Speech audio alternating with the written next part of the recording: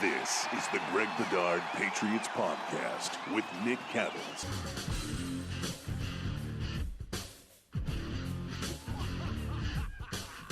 Everybody, welcome back into the Greg Bedard Patriots Podcast, brought to you by athleticgreens.com, your one-stop shopping for 75 high-quality vitamins, minerals, and a whole other bunch of good things to start your day right. So for this episode, it's been a little bit. I think the last time we talked was previewing the Giants game. I haven't really gone over the Giants game. I'll get into the reasons for that in a little bit, but a couple of newsworthy things to start. We'll start with Malcolm Butler and, to a lesser extent, much lesser extent, Joejuan Williams being placed on injured reserve.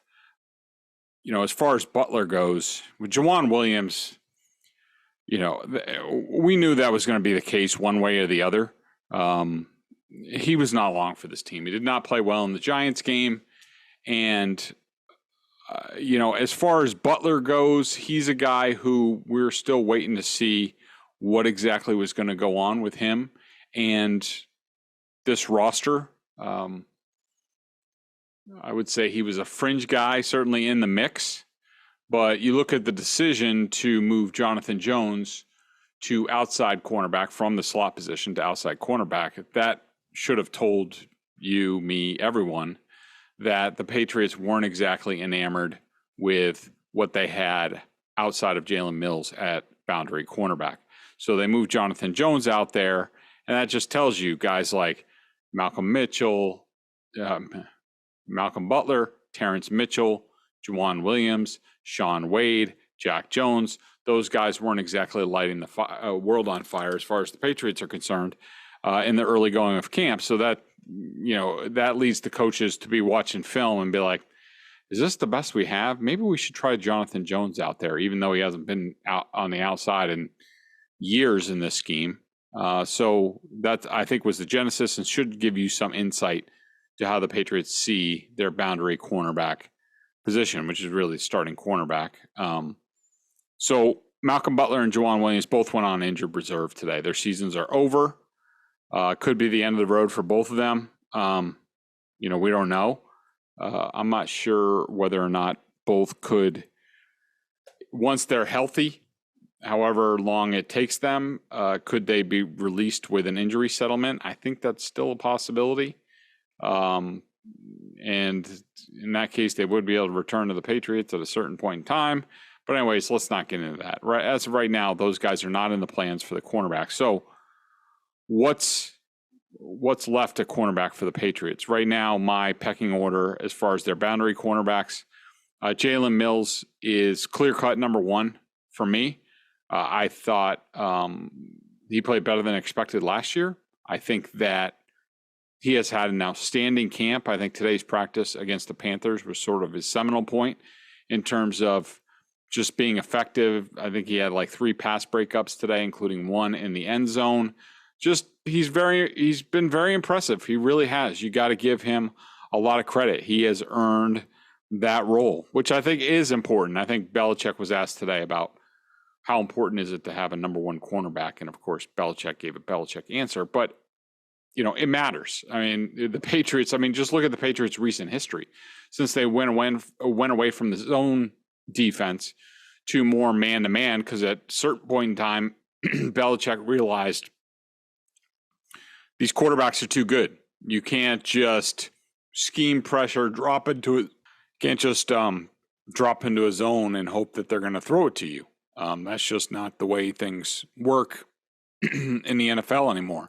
And so Belichick, starting with the Aqib Talib trade, started to change. You could even say maybe the Lee Bodden signing even before that, even though Bodden wasn't the world's greatest man corner, he was still a good cornerback. Belichick started to move in that direction. So it was Aqib Talib, who they got on the cheap, added chances in Tampa Bay.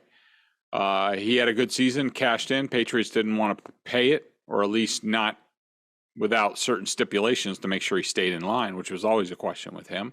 So they passed on him. Then they bring in Darrelle Revis, who was basically looking for a 1-year mercenary contract to sort of regain his name and then sign elsewhere, which is exactly what he did. Then it was Stephon Gilmore, who everyone knew he was a good player. No one really thought of him as a top cornerback. And then all of a sudden, Belichick makes a big splash, got him for, a good price, paid him a lot of money, but Belichick wisely, very shrewd move on his part. We're certainly point out the moves that he doesn't make that are very good. So you got to tip your cap and say he gave Stephon Gilmore the money that maybe in that moment he wasn't worth, but he eventually was worth it. In fact, Stephon Gilmore wanted a lot more money, which is what led him to be gone. And then J.C. Jackson, they had in the waiting. He was there. Patriots didn't view him as a top cornerback because they didn't want to pay the freight. And so he was gone, and now they're left with what they have, which is, Jalen Mills. So back to the pecking order. I have it as Jalen Mills, Jonathan Jones, since he's been basically moved there permanently. Terrence Mitchell would be my number 3 guy, even though I'm not enamored with him. Jack Jones, the rookie, has had his moments, gets his hands on some balls, jumped a couple routes the other night against the Giants that he's going to start getting. And then Shaun Wade is an inside-outside guy, but I put him with the boundary group. And sometimes I thought he played really well against the Giants and not so good in the practices. So we'll have to see what that means. At the slot, you have Miles Bryant, veteran, sort of do everything, very smart. Marcus Jones, the rookie, who's coming on strong, who I think they're kind of battling out for the slot position. And then you have Wade there at number 3. So that's sort of the news on Malcolm Butler in the cornerback position. Now let's get into the Panthers practice. Today, the Patriots welcome the Panthers in for the first of 2 joint practices. We'll have to see how hard they go tomorrow. They went pretty hard today. A couple things on the injury front. Isaiah Wynn still out. Yadni Kajust at right tackle. We did actually see Wynn today. He was on the rehab field doing some running, so perhaps he's going to be back very soon. That would be good. Dalton Keene still not out there. Justin Herron out. Bill Murray hurt in the game. And then you have the big injury. Hunter Henry, the tight end, left practice. I saw him leave with a trainer.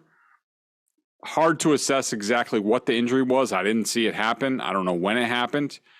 I want to say the way he was moving, it wasn't all that serious. He walked off under his own power. If I had to guess, it might be something in the hands because he had his gloves off, but that he could have taken those off before that. I don't know. I'm just guessing because, you mentioned on Twitter that a fact like Hunter Henry left practice. And everyone's like, well, then not very much details, Greg. Like, what else? What else can you tell us? Look, I'm 200 yards away looking through binoculars, and I see a guy, and I can't. And there are, with 2 teams on the field, there are now 180 players on the field, plus staff. Like, there's a lot of crap going on, and I can't keep track of everything. But I did notice Hunter Henry being looked at, and then he left the field. That's huge. We all know that. He's by far their best tight end. As far as practice, sort of the headlines there, why don't we get to there after I tell you about Athletic Greens? I started taking AG1 from Athletic Greens because I wanted to make sure I was getting all the vitamins and nutritional supplements I needed in one place.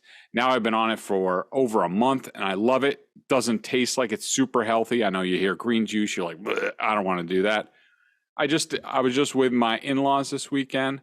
My sister-in-law and brother-in-law wanted to try it. I had them try it. She's not a big fan of green drinks. She was like, oh, I'm not going to like it. Guess what? She said, you know what? It was pretty good.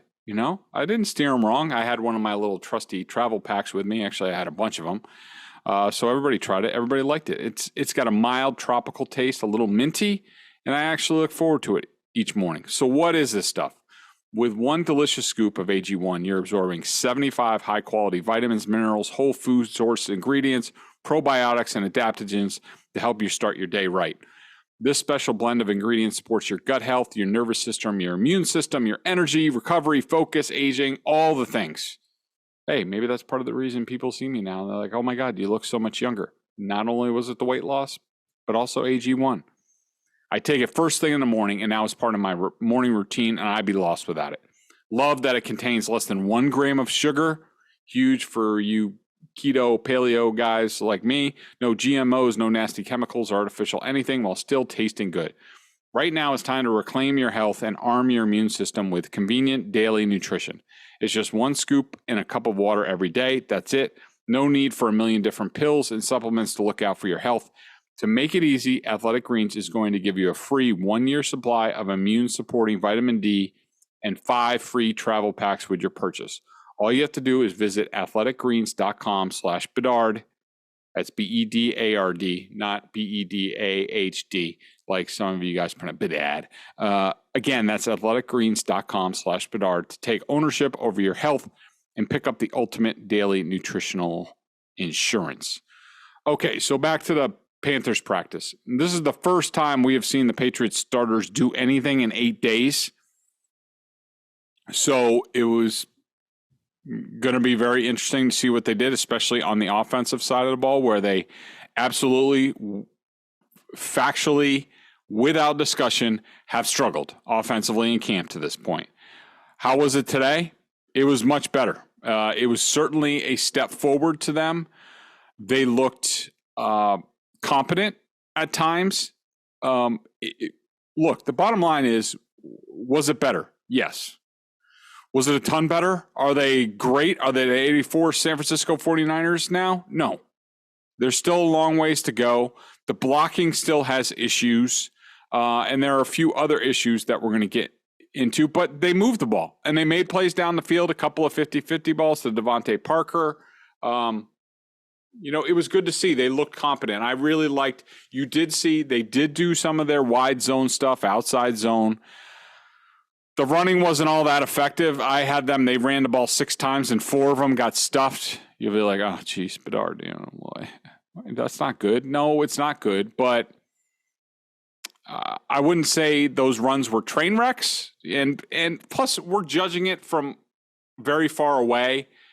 Hard to tell when the end of plays are. They could have been successful. I'm just going with what I saw. But probably the most encouraging thing was they were able to execute the play action. They'd run it, then they do sort of a play action, boot action off of that, and they hit on those. So that was good in the middle of the field. There were much more plays from 10 to 15 yards, probably more today than there were in the previous week combined. So that was encouraging. As far as the stats, I had the Patriots first team offense ran 39 plays in team situations. Jones completed 21 of 35 passes with an interception. More on that in a minute. And most were less than 10-yard variety. He was sacked 5 times, and the blocking was worse in the running game, as I told you. We'll get into Mac Jones in a second. So it was a good day for the Patriots offense. I thought it was an outstanding day for the Patriots defense. They were swarming all over the place. Yes, Christian McCaffrey hit a few plays on them. Baker Mayfield made a couple plays down the field. But by and large, the Patriots defense dominated them. Now, one thing I want to say about this, and I don't know what to make of it. I'm just telling you that this is what went on. I don't know how to judge it. I don't know what kind of curve to give it. It's factually correct to say that the Patriots pressured the ever-living crap out of the Carolina Panthers. Whether it was just their looks and dropping back or sending people, they were very aggressive on defense. Carolina has a young offensive line. They have the quarterback competition going on. Not usually a good mix. And so it's not a surprise that the Patriots, which by and large, they're a veteran group on all 3 levels, dictated the day and won the day. And so that's really good. And they absolutely dominated. I don't know what to make of that in the context of the Panthers, their blocking issues, their quarterback issues. And, Baker's only been in Carolina for like a month. It's also factually correct to say that the Panthers hardly ever, I think I counted 2 blitzes that the Carolina Panthers did, and they play a lot of zone. That's what they've always done. That's what they do. It's much easier to pass against that. You're hoping for pass rush. The Panthers did not have Brian Burns, their best pass rusher. So what to make of that? I don't know. I'm just giving you facts. You can decipher this how you want. I don't know what to make of it. At the end of the day, the offense was better. The defense was really good. Now, I do also want to point out that when it comes to this, pressuring, not pressuring, what have you, a lot of this is dictated among the coaches before they even get there. Belichick touched on it today. He tried to throw us off the scent. But I could tell you, Belichick has these discussions with coaches about preseason games. He did with the Giants, joint practices, and even Belichick admitted the head coaches kind of decide this amongst themselves. They say, well, I want to work on this or I don't want to work on this. So I'm not telling you this happened, but it would not be a surprise if Bill Belichick told Matt Rule, hey, dial back the pressure if you want, if you can, or at least the first day. Maybe the second day they throw more pressures in there. We're working on some stuff, not really ready for a whole lot of pressure. That's why we held out our starters against the Giants, because we knew the Giants were going to bring pressure, which they did. We weren't ready for it. Give us a day to get our feet under us. If you want to throw more stuff the second day, that's fine. And I could see Matt Rule saying, hey, Bill, I don't care what you do. Throw the kitchen sink at us. I have a quarterback competition going on. I want to turn up the heat. We might not get it in the preseason game. So if you want to throw some stuff at us, go nuts, because we need to see what we have at the quarterback position and turn up the heat a little bit on those guys. Not saying any of that happened, but I'm just telling you, these conversations go on all the time. Belichick admitted it, even though, he didn't come clean or not clean with anything. So those are basically the humongous takeaways from the practice. We talked about Hunter Henry. We talked about the cornerbacks. There was the fight. Look, it happens in joint practices. From my vantage point, it's hard to see everything. Christian Wilkerson caught a pass. The Panthers, I know up to that point, had been very physical, tackled the Patriots to the turf a couple times. The Patriots don't do that stuff. In fact, they barely even practice, which is another topic that we've talked about before. And so they probably didn't like that. It had been 8 days since the starters even went full in their own practices and pads. So, I think that got things off to a poor start. The Panthers were talking some trash. They were doing stuff sort of poking at the ball well after the play. I think it irritated the Patriots, and finally all hell broke loose to the point where teams from the Panthers offense and the Patriots defense from the other side of the field came running over to get involved. Kendrick Bourne is throwing punches and what have you. So, an unfortunate situation, but it happens. The coaches got the guys together. The last 45 minutes was fine. Of course, you can read my comprehensive report over at bostonsportsjournal.com. Our members get all this stuff. A couple of highlights from the one-on-ones. I only watched the Patriots offensive line against the Panthers pass rushers. Tomorrow, I will try to watch the Patriots pass rushers. I thought I had Micah Winu, Trent Brown, and James Ferentz as undefeated. I thought all three were really good. I got to give a shout out to James Ferentz. He's a guy who, I've been all over him, rightfully so. His camps the last couple of years were not good. He didn't belong on this team, and I know some of the coaches didn't think that he belonged on the team. But he stuck because they needed depth, and he's a good, smart guy at center. For whatever reason it is, and maybe it's because Terry Karras isn't here anymore, and James decided to step it up a little bit. I think he's had a really, really good camp and really sort of rounded into a good, decent interior backup offensive lineman. I think that's valuable because they don't really have a guy like that. The only other guy they have is Cody Russi, who has not been good to this point. We'll talk about Cole Strange. I had him as 1 and 2 in his one-on-ones. He did beat Derek Brown once, lost to him once. Derek Brown's a legitimate big boy NFL defensive tackle, so that was good to see. I did not think that Cole Strange had a great day overall. Won't say he was bad. I definitely saw him give up a sack in team. Completely whiffed, sort of like that play in the Giants game the other night. BSJ members know because I broke down the play on video. He got help from James Ferentz on that. No help this time. There was a sack. Also got called for holding, which he is prone to do. Could have gotten called for a hold against the Giants. And so that's Cole Strange. Overall from the practice, guy that I haven't mentioned that I do want to mention, Dietrich Wise. This was really his first practice in team.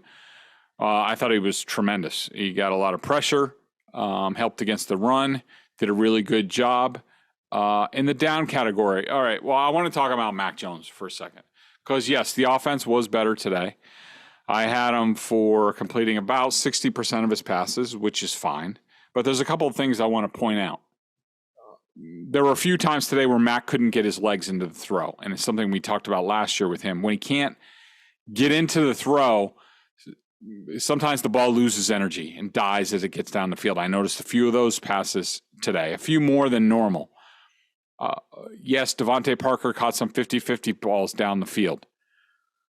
Sometimes I wonder why they need to be 50-50 balls. Why can't Mac Jones just lay it out there accurately for Devontae Parker to run under? Sometimes it doesn't call for that. I understand that. But I would like to see him be a little bit more effective down the field, especially when he doesn't have a clean pocket. And I think some of his leg issues have to do with the blocking up front that I don't think he's 100% confident in. So, it wasn't a bad day for Mac Jones. I just didn't think it was a very good day. And I thought the potential was there for him to be a little bit more pinpoint, and he wasn't. And also, this is probably a little bit biased on the last play of practice when they had a minute left. They're driving down, got to have a score. They're on the final play. They're probably on like the 7-8 yard line, I want to say. And Mac dropped back to pass, probably sacked on the play, but backpedaled, got rid of the ball. The ball fluttered, poor spiral, short of the goal line, intercepted by the Panthers. And in my mind, if that was a regular season game and that happened, Mac Jones throwing a pass like that where nobody really has a chance from the 8 yard line, I mean, at least put it up for Devontae Parker to go leap up over everybody and get it. He didn't do that.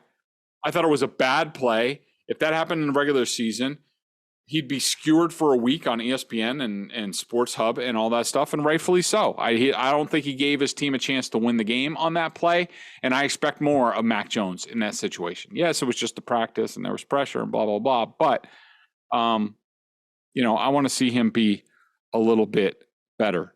A couple other notes. Ty Montgomery was used a lot. Also, while I'm thinking of it, Jonnu Smith had an end around. He was involved a lot in sort of the Shanahan-type passing game. Montgomery seems to be almost like a Hernandez, Cordarrelle Patterson type, where when he's on the field, allows them to play fast, that he can line up at wide receiver, and then all of a sudden they make a one-word play call, and all of a sudden he's a running back. And they're trying to hit, Patterson. They picked up a lot of junk yards like that when Patterson was here. Jabril Peppers was on defense for the first time in camp. Played mostly traditional strong safety. Got his hands on some balls. We'll keep monitoring him. And I think that's about it from practice. So the Giants game. Whole lot of nothing burger for me in that game. I think that the decision not to play the starters, the scheme that they showed on offense was very limited. It was none of the new stuff, none of the stuff that they struggled. Yeah, they scored a touchdown. Really, it was a 33-yard pass to Christian Wilkerson and then some penalties. But at least they were functional and looked like a somewhat of a professional football team. So that was good. The Giants blitzed the crap out of Bailey Zappi, which was interesting to see. Let's go over my 3 up and do I want to do that? I don't think I do. I thought Zappy was okay. I thought he was not good in the first half at all. I thought he was really jittery, showed some inaccuracy issues, not getting the ball out in the right time. I wasn't overly enamored with Zappy, and we'll see how that goes. Pierre Strong missed a block for a sack. Sort of him and Kevin Harris, who I think had a drop in the game, barely managed anything as far as yards per carry in the game. Not much out of the running backs in this game. Trey Nixon had a couple drops, but obviously had a couple of big back shoulder catches. I thought Tyquan Thornton did a good job for the most part. He did miss a block for Stuff at one point. Yadni Kajus got his big moment at left tackle in this game, and while he's had a really strong camp and he deserves the props that myself and Bill Belichick have given him, you saw his shortcomings in this game where he had a double team where, he's supposed to double team at the point of attack with Cole Strange and then work up to the second level. And the problem with Kajust is he's fine in one-on-one pass blocking. He's done a great job of that in camp so far. Does a good job in the drills. But, the NFL games are something different. Like the offensive lineman, you got to make quick decisions in terms of, am I going to block down? How long am I going to block? And he has struggled at that. And he's not going to be a starting caliber offensive tackle in this league until he can do that. And he had two opportunities where he's supposed to down block, double team, then get to the second level. And both times, whether it was due to alignment or how the defensive tackle moved after the snap, Kajus all he had to do was put a hand or let the guy go and take himself out of the play and then go to the linebacker. Both times, Kajus was too aggressive on the double team and missed the second level block, and that led to a Stuff and I think a 2-yard gain. And, that can't happen. I thought Will Sherman did a really good job, the late round pick from last year, blocked really well in the running game. Christian Wilkerson had a great game, Lil Jordan Humphrey. On defense, I thought, Sam Roberts had the most pressures, 4.5. I thought he did a really nice job. It was a departure from what we've seen in practice where he hasn't really shown up at all. I think guys like Anthony Jennings, Carl Davis did an excellent job two-gapping in this game. Uche was able to get a couple of pressures. I wasn't overly enamored with him in this game. Shaun Wade, I thought, had a really nice game. At cornerback, LeBrian Ray popped a little bit. Jack Jones had a couple plays where he almost undercut him for a pick six. That's a great sign for him. I do want to point out with Cole Strange that, he did whiff on one pass block. Largely, he was pretty good. Not a high degree of difficulty. The Patriots looked like they wanted to get the ball out in 2 steps, 1.5 seconds each time, which even Tony Maserati could block that amount of time in an NFL game. So not a huge degree of difficulty. But I did want to point out there were 2 pass blocks, and I broke this down on video over at BSJ, where Cole Strange saw the end tackle stunt coming, and he picked up both of them. He saw him coming, identified it, and adjusted. And that, to me, is highly unusual and for a rookie, and a great sign for where he's going in this league. Is he going to get there this year? Or I don't know. But I think down the line he will. I thought Mac Wilson certainly can run and hit. The big question for him, and it was for him in Cleveland, is can he cover well enough? Can he recognize routes? Can he get into passing lanes? Can he not get sucked up by play action? He had 2 big issues in this game on back-to-back plays where that was a weakness for him, and he's going to need to overcome that if he's going to stick and be a full-time starter in this league. Cam McGrone, first real NFL action, not good at all. He doesn't have any bursts. He doesn't look sure of himself. He looks a little bit lost. Perhaps that gets better in time. I don't know. But, for debuts, it was not good. Who else? So I mentioned McGrone, Mac Wilson, Ronnie Perkins. Got a couple of pressures, but, I got to tell you, and even off of today's practice with the Panthers, not overly impressive at all. He needs to get going to earn a spot on this team. Right now, he just looks like a fast guy who can run around the end.